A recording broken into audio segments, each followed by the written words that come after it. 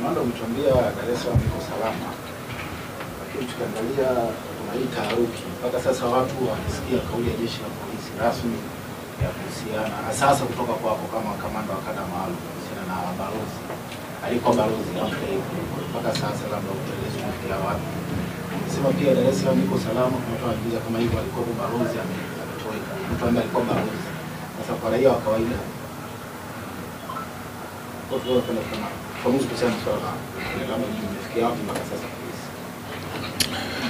kwanza, naamini wewe ni mwanahabari mzuri na naamini umekuwa kifuatilia taarifa mbalimbali.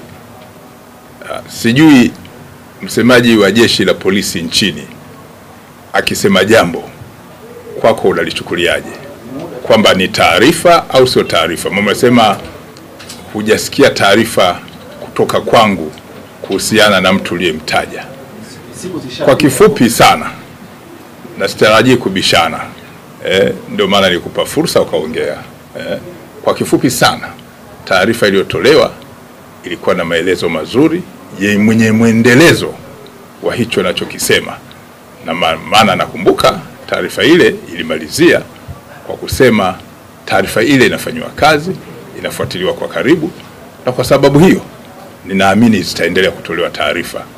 Na kama ilitolewa na msemaji wa jeshi, na sisi ni taasisi, sasa sidhani kama ungependa ukisikia msemaji wa jeshi amezungumzia jambo moja lile lile ukapenda tena na mimi nilizungumzie, lakini mwisho utataka na OCD naye alizungumzie, utataka na polisi kata alizungumzie.